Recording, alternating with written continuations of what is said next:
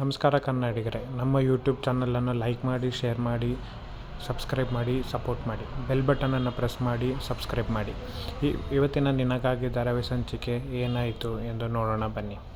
ಇಲ್ಲಿ ರಚನಾ ಬಂದು ನಿಂತಿರೋದನ್ನು ಬಾಲ ಶಾಕಿನಿಂದ ನೋಡ್ತಾಳೆ. ರಚನಾ ಕೇಳ್ತಾಳೆ, ಎಲ್ರಿ ಜೀವ ಎಲ್ಲರೂ ಹೋದ್ರು ಅಂತ. ಅದಕ್ಕೆ ಬಾಲ ಬ್ಯಾಂಕಿಗೆ ಹೋಗಿದ್ದಾರೆ, ನಿಮ್ಮ ಬರ್ತಾನೆ, ಸ್ವಲ್ಪ ಲೇಟ್ ಆಗ್ಬೋದು ಅಂತ ಹೇಳ್ತಾನೆ. ಅದಕ್ಕೆ ಟೈಗರ್, ಮೇಡಮ್ ನೀವು ಇಲ್ಲೇ ಇದ್ದರೆ ಜನರೆಲ್ಲರೂ ಮುತ್ಕೊಂಡ್ರೆ ತುಂಬ ಕಷ್ಟ ಆಗುತ್ತೆ, ನಿಮಗೆ ಸೆಕ್ಯೂರಿಟಿ ಕೊಡೋಕೆ ಕಷ್ಟ ಆಗುತ್ತೆ ಅಂತ ಹೇಳ್ತಾನೆ. ಅದಕ್ಕೆ ರಚನಾ, ನನಗೆ ಗೊತ್ತು ಏನು ಮಾಡಬೇಕಂತ, ಏನೂ ಆಗೋಲ್ಲ, ನೀನು ಬಾಯಿ ಮುಚ್ಕೊಂಡು ಅಲ್ಲಿ ಕಾಯ್ತಾ ನಿಂತಿರು ಅಂತ ಹೇಳ್ತಾಳೆ. ಇರ್ರಿ ಬಾಲ, ನನ್ನನ್ನು ಇಲ್ಲಿಂದ ಓಡಿಸ್ಬೇಕಂತ ಏನೇನೋ ಹೇಳ್ತಾ ಇದ್ದೀರಾ, ಅವ್ರು ಎಷ್ಟೊತ್ತಾಗಾರ ಬರಲಿ, ನಾನು ಇಲ್ಲೇ ಇರ್ತೀನಿ. 1 ಅವರ್ ಆಗುತ್ತಾ, 2 ಅವರ್ ಆಗುತ್ತಾ, 3 ಅವರ್ ಆಗುತ್ತಾ, ರಾತ್ರಿ ಆಗುತ್ತಾ, ನಾನು ಇಲ್ಲೇ ಕಾಯ್ತೀನಿ, ಅವ್ರು ಬರಲಿ ಅಂತ ಹೇಳ್ತಾಳೆ. ಹೋಗಿ ಅಲ್ಲಿ ಟೇಬಲ್ ಮೇಲೆ ಕೂತ್ಕೋತಾಳೆ. ಇಲ್ಲಿ ಜೀವ ನೋಡೋದು, ಮನೆಗೆ ರೆಂಟ್ ಕೊಡಬೇಕು ಅಂತ ಬ್ಯಾಂಕಿಗೆ ಹೋಗಿ FD ಇಟ್ಟಿರೋ ಅಮೌಂಟ್ನ ತೊಗೊಂಡು ಬರ್ತಾನೆ. ದುಡ್ಡು ಇಟ್ಕೊಂಡು ಹೇಳ್ತಾನೆ, ಈ ದುಡ್ಡನ್ನು ನಮ್ಮ ಕಷ್ಟಕಾಲಕ್ಕೆ ಆಗೋದೇ ಇಂಥ ದುಡ್ಡು, ನಮ್ಮಂಥ ಮಿಡಲ್ ಕ್ಲಾಸ್ ಜನರಿಗೆ ಆಪತ್ತು ಬಂದವಲ್ಲಿ ಇಡೋಕ್ಕಂತ FD ಇಟ್ರೇನೆ ನಮಗೆ ದುಡ್ಡು ಇರೋದು ಅಂತ ಹೇಳ್ಕೊಂಡು ದುಡ್ಡು ತೊಗೊಂಡು ಬಾಲನ ಹತ್ರ ಬರ್ತಾನೆ. ಬಾಲನ ಹತ್ರ ಹೇಳ್ತಾನೆ, ಮಗ ದುಡ್ಡು ಸಿಕ್ತು ಕಣೋ, ನಾವು ಇವತ್ತು ಆ ಮನೆಗೆ ಅಡ್ವಾನ್ಸ್ ಕೊಟ್ಟು ಆ ಮನೇಲೇ ಇರ್ಬೋದು, ಬೇಗ ನಡಿ, ಕೃಷ್ಣನ ಕರ್ಕೊ ಹೋಗಿ ಹಾಲನ್ನೆಲ್ಲ ಉಗಿಸಿ ಇವತ್ತೇ ಹೋಗಿ ಆ ಮನೆಗೆ ಹೋಗೋಣ, ಇವತ್ತು ದುಡ್ಡು ಕೊಟ್ಬಿಟ್ಟು ಮನೆ ಕೀ ಇಸ್ಕೊಳ್ಳೋಣ ಅಂತ ಹೇಳ್ತಾನೆ. ಇಲ್ಲೊಂದು ಸ್ವಲ್ಪ ನೋಡು ಅಂತ ಹೇಳಿ ಬಾಲ ಜೀವಂಗೆ ರಚನಾನ ತೋರಿಸ್ತಾನೆ. ರಚನಾ ಕೃಷ್ಣನ ಕೂರಿಸ್ಕೊಂಡು ಕಟ್ಟೆ ಮೇಲೆ ಕೂತಿರ್ತಾಳೆ. ಜೀವಂಗೆ ಶಾಕ್ ಆಗುತ್ತೆ, ಇವಳೆಂಗೋ ಬಂದ್ಲು ಅಂತ ಕಣ್ಸನಲ್ಲಿ ಬಾಲನ ಕೇಳ್ತಾನೆ. ಬಾಲ ನನಗೇನೂ ಗೊತ್ತಿಲ್ಲ ಅಂತ ಸಣ್ಣ ಮಾಡಿ ಜೀವಂಗೆ ಹೇಳ್ತಾನೆ. ಅಲ್ಲಿಂದ ರಚನಾ ಎದ್ದು ಕೃಷ್ಣನ ಕರ್ಕೊಂಡು ಜೀವನ ಹತ್ರ ಬರ್ತಾಳೆ. ಜೀವನ ಕೇಳ್ತಾಳೆ, ಯಾಕ್ರಿ ನಂಗೆ ಹಿಂಗೆ ಮಾಡಿದ್ರಿ ನೀವು, ಯಾಕೆ ನಂಗೆ ಹೇಳ್ದಲ್ಲೇ ಒಂದು ಮಾತು ನೀವು ಇಲ್ಲಿಂದ ಹೋಗಿರಿ ಮನೆಯಿಂದ, ನಾನೇನು ಅನ್ಕೋಬೇಕು, ನಾನೇನಾಗಬೇಕಾಗಿತ್ತು, ನೀವು ಹಿಂಗೆ ಮಾಡ್ತೀರಾ ಅಂತ ನಾನು ಅಂದ್ಕೊಂಡಿರಲಿಲ್ಲ ಅಂತ ಹೇಳ್ತಾಳೆ. ಅದಕ್ಕೆ ಜೀವ ಅನ್ಕೋತಾನೆ, ನಾನು ಬರೆದಿದ್ದ ಲೆಟರು ಇವ್ರಿಗೆ ತಲುಪಿಲ್ಲ, ಇವ್ರಿಗೆ ತಲುಪಿದಿದ್ರೆ ನಾನು ಯಾಕೆ ಬಂದೆ ಅನ್ನೋ ಕಾರಣ ಅವ್ರಿಗೆ ಆವಾಗಲೇ ಗೊತ್ತಾಗ್ತಿತ್ತು ಅನಿಸುತ್ತೆ. ಹೋಗಲಿ, ನಾವೇ ಹೇಳಿದ್ರಾಯ್ತು, ನೀವು ಆ ಮನೇಲಿ ಇರೋಕ್ಕಾಗಲ್ಲ, ಯಾಕೆಂದರೆ ನಂಗೆ ಕಷ್ಟ ಆಗುತ್ತೆ ಆ ಮನೇಲಿ ಇರೋಕ್ಕೆ, ನೀವು ಇದ್ರ ಬಗ್ಗೆ ಕೇಳೋದ ಬದಲು ನಾವು ಹೋಗೋದೇ ವಾಸಿ, ಬಾಲ ಹೋಗೋಣ ಅಂತ ಹೇಳಿ ಹೊರಟಾಗ ರಚನಾ, ಎಲ್ರಿ ಹೋಗ್ತೀರಾ, ನಾನೊಬ್ಳು ಮನುಷ್ಯರು ಇಲ್ಲಿ ಕೇಳ್ತಾ ಇದ್ದೀನಿ, ಇವತ್ತು ಕುತ್ರ ಕೊಡೋದು ಬಿಟ್ಟು ನೀವೇನು ನಾ ಹೋಗ್ತೀನಿ ಅಂತಂದರೆ ಏನ್ರಿ ಅರ್ಥ, ಅದಕ್ಕೆ ನೀವೇನು ಮಾಡೋಕ್ಕೆ ಹೊರಟಿದ್ದೀರಾ, ನೀವು ಹಿಂಗೆ ಕರ್ಕೊಂಬರೋದು ಸರಿಯಲ್ಲ, ನನ್ನ ಕೃಷ್ಣನ ದೂರ ಮಾಡೋಕ್ಕೆ ನಿಂಗೆ ಆಗಲ್ಲ, ನಾನು ಯಾಕೆಂದರೆ ಕೃಷ್ಣನಿಗೋಸ್ಕರ ಏನೆಲ್ಲ ಆಗಿದ್ದೀನಿ ಅಂತ ನಿಮ್ಗೆ ಗೊತ್ತು, ಏನೆಲ್ಲ ಮಾಡಿದ್ದೀನಿ ಅಂತ ನಿಮ್ಗೆ ಗೊತ್ತು, ಆದರೂ ಯಾಕೆ ನನ್ನ ಕೃಷ್ಣನ ದೂರ ಮಾಡ್ತಾಯಿದ್ದೀರಾ ಅಂತ ಕೇಳ್ತಾಳೆ. ಅದಕ್ಕೆ ಜೀವ ಹೇಳ್ತಾನೆ, ನಂಗೆ ಗೊತ್ತು, ಅಂಥ ಸ್ಟಾರ್ ಆಗಿದ್ದನ್ನು ನೆಲಕ್ಕೆ ಕರ್ಕೊಂಬಂದವಳೆ ನನ್ನ ಮಗಳು, ಅದೇ ನೀವೇನು ಅಂತ ನಂಗೆ ಗೊತ್ತು, ಆದರೆ ನಿಮ್ಮಿಂದ ನಮಗೆ ಸಮಸ್ಯೆ ಆಗೋದು ಬೇಡ, ನಮ್ಮಿಂದ ನಿಮಗೆ ಸಮಸ್ಯೆ ಆಗೋದು ಬೇಡ, ದಯವಿಟ್ಟು ಒಂದು ಕೈ ಮುಗಿದು ಕೇಳ್ಕೊತೀನಿ, ಬಿಟ್ಬಿಡಿ ಅಂತ ಹೇಳ್ತಾಳೆ. ಆದರೆ ಇಲ್ಲ, ಆಗಲ್ಲ, ನೀವೇನಕ್ಕೆ ಹಿಂಗೆ ಮಾಡಿದ್ರಿ ಅಂತ ತಿಳ್ಕೊಳ್ಳೇಬೇಕು ಅಂತ ರಚನೆ ಕೇಳ್ತಾಳೆ. ಅದಕ್ಕೆ ನಾನು ಹೇಳಿದೆ ನಿಜಾನ ನೀನು ನಂಬ್ತೀರಾ, ನೀವು ನಂಬಲ್ಲ ಅಂತ ಜೀವ ಹೇಳ್ತಾನೆ. ಈ ರಚನೆಗೆ ಫೋನ್ ಬರ್ತಾ ಇರುತ್ತೆ, ಫೋನ್ನ ಕಾರಲ್ಲಿ ಇಟ್ಟಿರ್ತಾಳೆ. ಟೈಗರ್ ಅವಳನ್ನ ನೋಡ್ತಾ ನಿಂತಿರ್ತಾನೆ, ಇವನ್ನೆಲ್ಲ ವಿಷಯ ಹೇಳೋಂಗಿದ್ದಾನೆ ಅಂತ ಅನ್ಕೋತಿರ್ತಾನೆ. ಇಲ್ಲಿ ವಜ್ರೇಶ್ವರಿಗೆ ಟೆನ್ಷನ್ ಶುರು ಆಗುತ್ತೆ, ಏನು ಮಾಡ್ತಿದ್ದಾಳೆ, ಎಲ್ಲೋಗಿದ್ದಾಳೆ, ಏನಾಗಿದೆ, ಎತ್ತಾಗಿದೆ ಅಂತ ಟೆನ್ಷನ್ ಆಗ್ತಿರತ್ತೆ. ಇಲ್ಲಿ ತೇಜ ಅವನಿಗೆ ಫೋನ್ ಮಾಡ್ತಾನೆ, ಆದರೆ ಟೈಗರ್ ಫೋನ್ ರಿಸೀವ್ ಮಾಡಲ್ಲ. 2-3 ಸಲ ಫೋನ್ ಮಾಡಿದ್ರು ಫೋನ್ ರಿಸೀವ್ ಮಾಡಲ್ಲ. ಇವನೊಬ್ಬ ಹಾಳಾದವನು, ಒಂದು ಸಲ ಫೋನ್ ಮಾಡಿದ್ರೆ ಫೋನ್ ರಿಸೀವ್ ಮಾಡಲ್ಲ, ಅಲ್ಲಿ ಏನಾಗ್ತದೆ ಅಂತಲೇ ವಿಷಯ ಗೊತ್ತಾಗ್ತಾಯಿಲ್ಲ ಅಂತ ವಜ್ರೇಶ್ವರಿ ಟೆನ್ಷನ್ ಆಗುತ್ತೆ. ಆಗ ಅವಳ ತಂಗಿ ಹೇಳ್ತಾಳೆ, ಅಕ್ಕ ನೀ ಯಾಕೆ ಟೆನ್ಷನ್ ಆಗ್ತೀರಾ ಅಂತ. ಇಲ್ಲ, ನಂಗೆ ಟೆನ್ಷನ್ ಇರೋದಲ್ಲ, ಅವ್ನು ಸಿಕ್ಕಿ ಏನಾರು ಆದರೆ ಅಂತ ಅನ್ನೋ ಭಯ ಅಷ್ಟೇ. ನೀನು ಇದನ್ನು ನಿಮ್ಮ ಮುಂಚೆನೇ ಯೋಚನೆ ಮಾಡಿದ್ದಿದ್ರೆ ಅವಳನ್ನ ಇಲ್ಲೇ ಕೊಡೋಕ್ಕದು ಬಿಟ್ಟು ನೀನು ಯಾಕೆ ಅವಳನ್ನ ಕಳಿಸ್ಬಿಟ್ಟು ಈಗ ಬಂದು ಹಿಂಗೆ ಮಾಡಿದ್ರೆ ನಾನೇನು ಮಾಡಲಿ, ಏನಾರು ಮಾಡಿ ಹುಡುಕ್ಬೇಕು ಎಲ್ಲಿದ್ದಾನೆ ಅವಳನ್ನೇ ಹುಡುಕ್ಬೇಕು, ಇಲ್ಲ ಬಾ ನಾವೇ ಹೋಗೋಣ ಅಂತ ಹೇಳ್ತಾನೆ.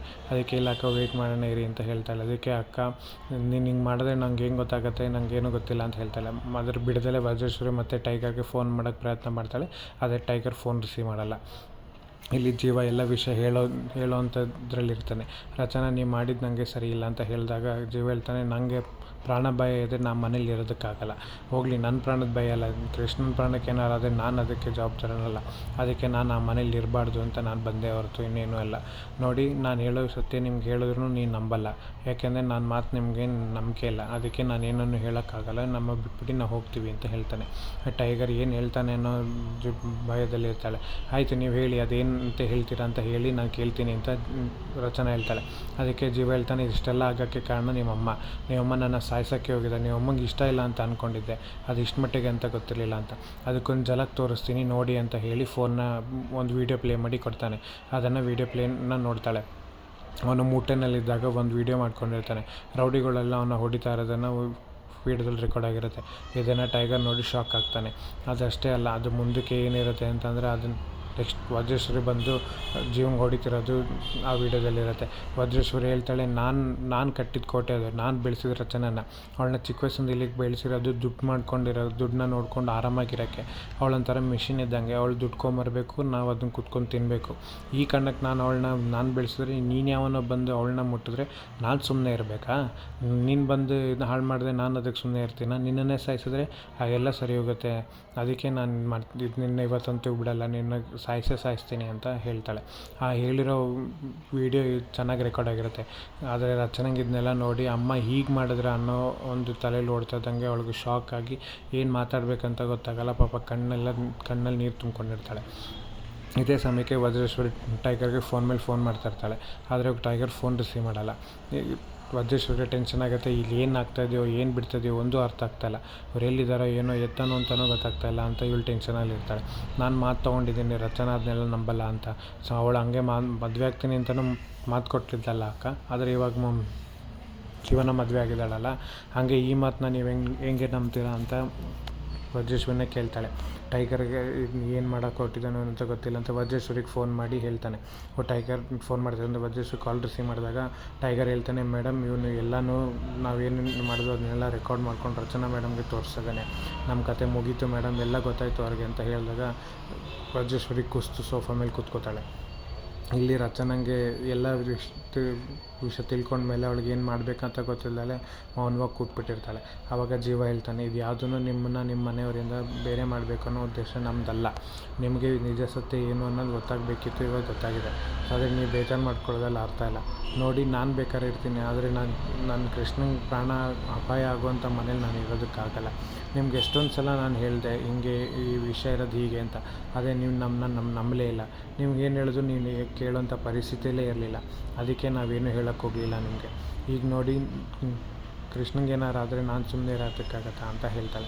ಆಗ ಕೃಷ್ಣ ಏನು ಮಾಡ್ತಾಳೆ, ಬಂದು ರಚನಾನ ಹೇಳ್ತಾಳೆ, ವಜ್ರೇಶ್ವರಿ ಅಜ್ಜಿ ತುಂಬ ಕೆಟ್ಟವರು ಅಮ್ಮ, ಅವರು ಬೇಬಿನ ನಾನು ಸುಮ್ಮನೆ ಬಿಡಲ್ಲ ಅಂತ ಹೇಳ್ತಾನೆ. ನಾನು ಕೇಳಿಸ್ಕೊಂಡಿದ್ದು ನಿನ್ನ ಹತ್ರ ಹೇಳೋಕ್ಕೆ ಅಂತ ಬಂದಾಗ ನೀನು ಇರು ಫಸ್ಟ್ ಕೆಲಸ ಮುಗಿಸ್ತೀನಿ, ಆಮೇಲೆ ಏನಿದ್ರು ಮಾತಾಡೋಣ ಅಂತ ಹೇಳಿ ನನ್ನ ಸುಮ್ಮನೆ ಇರಿಸ್ಬಿಟ್ರಿ.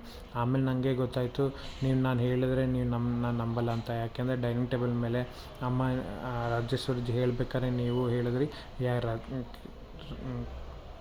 ಜೀವನೇ ಬಂದು ಹೇಳಿದ್ರು ನಾನು ಅದನ್ನು ಕಿಡ್ನಾಪ್ ಮಾಡಿದ್ದು ಅಂತ ಹೇಳಿದ್ರೆ ನಾನು ನಂಬಲ್ಲ ಅಂತ ಹೇಳಿದ್ರಿ. ಇನ್ನು ನಮ್ಮ ಕೈಲಂದ್ಮೇಲೆ ನಾನು ಹೇಳೋದು ಸರಿ ಹೋಗಲ್ಲ ಅಂತ ನಾನು ಹೇಳಿಲ್ಲ ಅಮ್ಮ ಅಂತ ಹೇಳ್ತಾಳೆ ರಚನನ ಹತ್ರ. ರಚನೆಗೆ ಪಾಪ ಕೃಷ್ಣ ಹೇಳೋಕ್ಕೆ ಬಂದ್ರೂ ನಾನು ಕೇಳೋದಕ್ಕಾಗಲಿಲ್ಲಲ್ಲ ಅಂತ ತುಂಬ ಬೇಜಾರಾಗುತ್ತೆ. ಆಗ ಜೀವ ಹೇಳ್ತಾನೆ, ನೋಡಿ ರಚನಾ, ನೀವು ತುಂಬ ಒಳ್ಳೆಯವರು, ನಿಮ್ಗೆ ಒಳ್ಳೇದಾಗಬೇಕು ಅನ್ನೋದು ಅಷ್ಟೇ. ಎಲ್ರಿಗೂ ನಿಮ್ಮ ಮೇಲೆ ಪ್ರೀತಿ ಇದೆ. ನಿಮ್ಗೆ ಒಳ್ಳೇದಾಗಬೇಕು ಅನ್ನೋದು ಒಂದೇ ಉದ್ದೇಶದ ನಾವು ಇದು ಹೇಳಿದೆ ಹೊರತು ಬೇರೆ ಯಾವುದೂ ಅಲ್ಲ ಅಂತ ಹೇಳ್ತಾನೆ. ಅದೇ ರಚನೆಗೆ ಏನು ಮಾಡಬೇಕು ಅಂತ ಗೊತ್ತಾಗ್ದಲ್ಲ ಅಲ್ಲಿಂದ ಎದ್ದು ಸೀದಾ ಹೊರಡೋಕ್ಕೆ ಶುರು ಆಗ್ತಾಳೆ. ಅದಕ್ಕೆ ಕೃಷ್ಣ ಕರೆದು ಅಮ್ಮ ಅಂತ ಕರೆದಾಗ ರಚನಾ ತಿರುಗ್ತಾಳೆ. ಆಗ ಕೃಷ್ಣ ಹೇಳ್ತಾಳೆ, ಅಮ್ಮ ಸಾರಿ, ದಯವಿಟ್ಟು ಏನೋ ಅನ್ಕೋಬೇಡ ಅಂತ ಹೇಳಿ ರಚನೆಗೆ ಬಾಯ್ ಮಾಡ್ತಾಳೆ. ರಚನಾ ಅದನ್ನು ಪ್ರತಿಕ್ರಿಯೆಯನ್ನು ಕೊಡದಲ್ಲೇ ಅವಳು ಮೌನವಾಗಿ ಅಲ್ಲಿಂದ ಹೊರಡೋಕ್ಕೆ ಶುರು ಆಗ್ತಾಳೆ. ಕಾರ್ ಹತ್ತಿ ಸೀದಾ ಹೋಗ್ಬೇಕಾದ್ರೆ ಅವಳಿಗೆಲ್ಲ ನೆನಪಾಗ್ತಾ ಇರತ್ತೆ. ಕೃಷ್ಣ ಪ್ರತಿಯೊಂದು ವಿಷಯದಲ್ಲೂ ಹಿಂಗೆ ಅಂತ ಹೇಳಿದಾಗ ಜೀವನ ಮಾತನ್ನ ನಂಬ್ತಿರ್ಲಿಲ್ಲ. ಆಗ ರಚನಾ ಎಲ್ಲನೂ ಮೆಲುಕಾಗ್ತಾ ಬರ್ತಾಳೆ.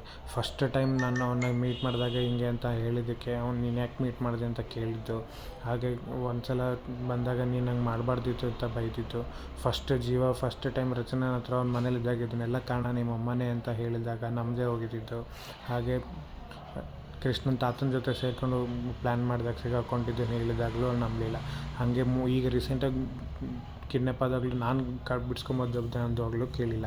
ಇದೆಲ್ಲ ಸಿಟ್ಟು ಅವಳ ಮೇಲೆ ಇರುತ್ತೆ. ಅವಳು ಸೀದಾ ಮನೆಗೆ ಬಂದು ಮನೆ ಒಳಗೆ ಬಂದು ಅವಳು ಎಲ್ಲರನ್ನೂ ಹುಡುಕಕ್ಕೆ ಶುರು ಮಾಡ್ತಾಳೆ. ಒಳಗೆ ಬಂದಿದ ತಕ್ಷಣ ವಿಧಿಯಲ್ಲಿ ಇದ್ದಿದ್ದನ್ನು ಕೇಳಿ ಎಲ್ಲಿ ಅಂತ ಕೇಳಿದಾಗ ವಿಧಿ ಏನಕ್ಕ ಕೃಷ್ಣ ಸಿಕ್ಕಿಲ್ಲ, ಜೀವ ಸಿಕ್ಕದ ಮಾತಾಡಿದೆ ಅಂತ ಕೇಳ್ತಾಳೆ. ಎಲ್ಲರನ್ನೂ ಇಲ್ಲೇ ಕರಿ ಅಂತ ಒಂದೇ ಮಾತಿನಲ್ಲಿ ಹೇಳ್ತಾಳೆ.